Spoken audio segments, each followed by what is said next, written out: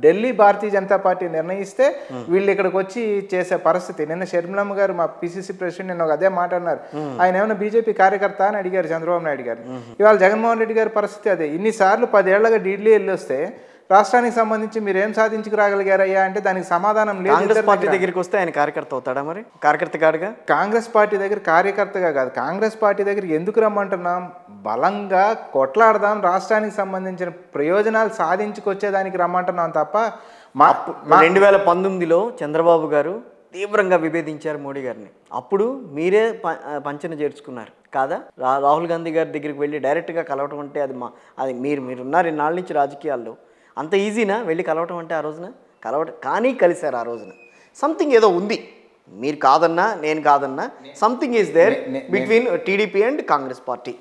నేనేమంటా అంటే ఆ రోజు కూడా ఇప్పుడు అధికారంలో ఉన్న చంద్రబాబు నాయుడు గారు, అధికారంలో ఉన్న నరేంద్ర మోడీ గారు, వారి క్యాబినెట్ లో వీరి క్యాబినెట్ లో వారు ఆ రోజు వరకు ఉన్నారు. 4.5 ఏళ్ళు. డెఫినెట్ గా మేము చేసిన పోరాటాలు కావచ్చు, మేము చేసిన పోరాటాలను అనుసరించి వైసీపీ చేసిన పోరాటాలు కావచ్చు, ఇక్కడ బాగా అర్థం చేసుకోండి. మా పోరాటాలను అనుసరించి చేసిన వైసీపీ మాకు దక్కాల్సిన స్పేసు లేకపోతే మాకు దక్కపోవడం వల్ల క్రెడిట్ వాళ్ళకి దక్కింది. కానీ సో ఆ ప్రెషర్తో చంద్రబాబు నాయుడు గారు బయటికి రావాల్సి వచ్చింది. ఆ ప్రెషర్తో చంద్రబాబు నాయుడు గారు బయటకు వచ్చిన తర్వాత జాతీయ స్థాయిలో ఒక పార్టీ అనేది అండగా లేకపోతే ఈ రాష్ట్రానికి సంబంధించినవి ఏవి కూడా ఫిల్ఫిల్ అయ్యే అవకాశం కానీ లేకపోతే ఇది కానీ మనకేమన్నా కనపడతా ఉందా?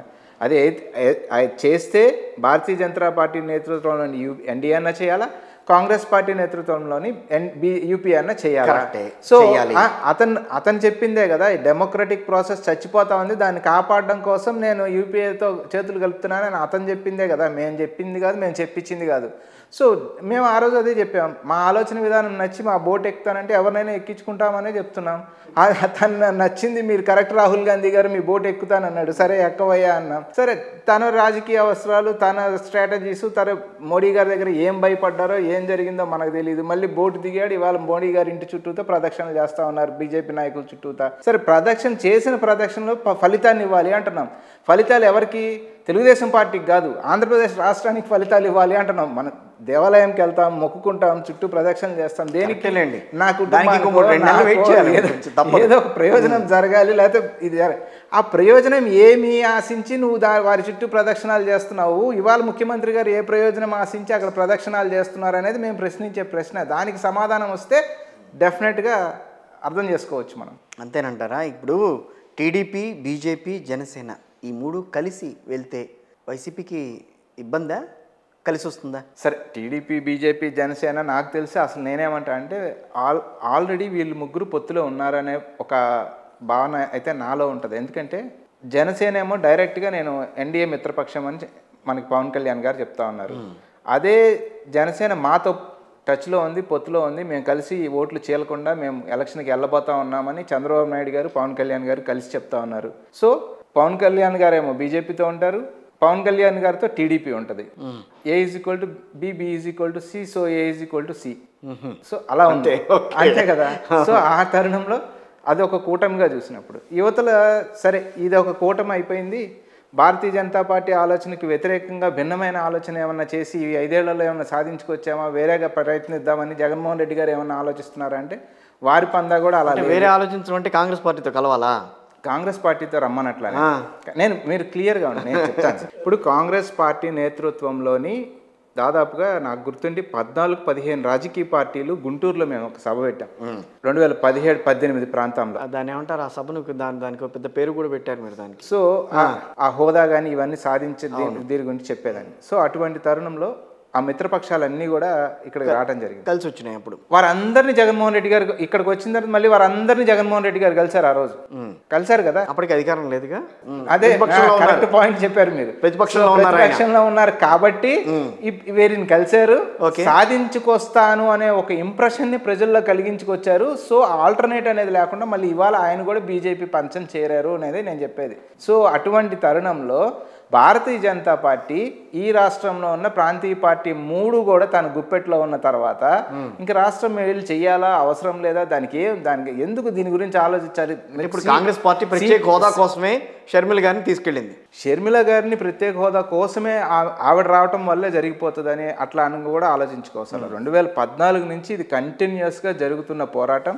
ఆ రోజు రఘువీరారెడ్డి గారు పిసిసి ప్రెసిడెంట్గా ఉన్న తరుణంలో మేము చేసిన పోరాటాలు మొత్తం బహుశా మీకు గుర్తుండే ఉంటాయి. ఏది మట్టి సత్యాగ్రహం కానీ, కోటి సంతకాల కార్యక్రమం కానీ, లేకపోతే ఢిల్లీకి 3-4 సార్లు వెళ్ళి దీక్షలు చేయడం కానీ కంటిన్యూస్గా జరుగుతూనే ఉన్నాయి. సరే, ఇవాళ షర్మిలమ్మ గారు డెఫినెట్గా కాంగ్రెస్ పార్టీ ఐడియాలజీ కావచ్చు, రాజశేఖర రెడ్డి గారి ఆలోచన విధానం కావచ్చు, అది కాంగ్రెస్తోనే సాధ్యమవుతుంది. నేను సోనియా గాంధీ గారిని కానీ, రాహుల్ గాంధీ గారిని కానీ ఒక 4-5 దఫాలు మీటింగ్ జరిగిన తర్వాత వారు నాకు వివరించిన తీరు, లేకపోతే వారు చెప్పిన విషయాలన్నీ తెలుసుకున్న తర్వాత నాకు వచ్చిన ఇన్పుట్, నాకు వచ్చిన గైడెన్స్ కొంత కరెక్ట్ కాదు అనిపించింది, వారు కరెక్ట్ అనిపించింది. సో కాంగ్రెస్ ఐడియాలజీతో నేను కలిసి నడుస్తానని వారు వచ్చినప్పుడు రాజశేఖర రెడ్డి బిడ్డగా కాంగ్రెస్ పార్టీ కూడా ఆమెను అంతే ఆదరించింది, పిసిసి పగ్గాలు ఇచ్చింది. ఇవాళ గ్రౌండ్లో డే 1 నుంచి కాలికి బల్పాలు కట్టుకొని తిరుగుతూ ఉన్నారు షర్మిలమ్మ గారు, రాజశేఖర రెడ్డి గారి ఆలోచన. మీ ఎజెండాలో ప్రత్యేక హోదా లేదు, రోజు మాట్లాడుతుంది పిసిసి ప్రెసిడెంట్ అదే కదా. మరి నేను అదే అడిగాక మిమ్మల్ని, ప్రత్యేక హోదా ఇవ్వండి. ప్రత్యేక హోదా ఇప్పుడు 2014లో అంటే ఏదైతే రాష్ట్ర విభజన జరిగిన టైంలో ప్రత్యేక హోదా ఇస్తామని చెప్పని అన్నారు, విభజన హామీలు అమలు చేస్తామని అన్నారు. సో ఆ ఉద్దేశంతోనే యూపీఏ ప్రభుత్వం మీద నమ్మకంతోనే ఆ రోజున ఓకే సోనియా గాంధీ గారు చెప్పిన దాన్ని బట్టి రాష్ట్ర విభజన అనేది జరిగింది. ఓకే, రాష్ట్ర విభజన జరిగిన తర్వాత యూపీఏ ప్రభుత్వం దిగిపోయింది. సో ఎన్డీఏ ప్రభుత్వం వచ్చింది. ఎన్డీఏ ప్రభుత్వం ఏం చెప్పింది, అసలు హామీలకి సంబంధించి ఎక్కడా మాకు నోట్లేదు, దీంట్లో మనం ఏం మాట్లాడుకున్నాం సెక్షన్ 6 గురించి కూడా ఎక్కడ దీంట్లో లేదు, ప్రత్యేక హోదా విషయం కూడా ఎక్కడ మాట్లాడలేదు, ఇవన్నీ చెప్పుకుంటూ వచ్చింది. సో ఇది ఇంత బయటకు వచ్చిన తర్వాతే కదా 2014లో ఒక పక్కన తెలుగు రాష్ట్రాలను విభజించారన్న కోపం ఒక ఎత్తు అయితే, లేదు అసలు విభజన హామీలు గురించి కానీ ఎక్కడా ప్రస్తావన లేకుండానే యూపీఏ ప్రభుత్వం కిందకి దిగిపోయిందన్న కారణంతోనే కూడా అక్కడ ప్రజలు కాదనంది. సార్, ఇక్కడ ఒక విషయం సార్, అంటే అది మనం అర్థం చేసుకోవడం కానీ ప్రజల్లోకి పంపించడంలో కానీ కొంత మేము కూడా ఫెయిల్ అయ్యామేమో అనుకుంటా నేను. మీడియా కానీ ఇదంతా పక్కన పెడితే ప్రజలకు వివరించి చెప్పడంలో ఒకటి, ప్రత్యేక హోదా అనేది స్పెషల్ కేటగిరీ స్టేటస్ ఏ రాష్ట్రానికి ఇచ్చినా కూడా క్యాబినెట్ నిర్ణయం ద్వారానే ఇంప్లిమెంట్ అయింది. మన రాష్ట్రం కాదు, మిగతా ఇతర 11 రాష్ట్రాలకు ఎక్కడైతే అమల్లో ఉందో అక్కడంతా కూడా క్యాబినెట్ నిర్ణయం ద్వారానే జరిగింది. అదే క్యాబినెట్ నిర్ణయాన్ని చేసి కాంగ్రెస్ ప్రభుత్వం ప్లానింగ్ కమిషన్ దగ్గరికి పంపించడం జరిగింది.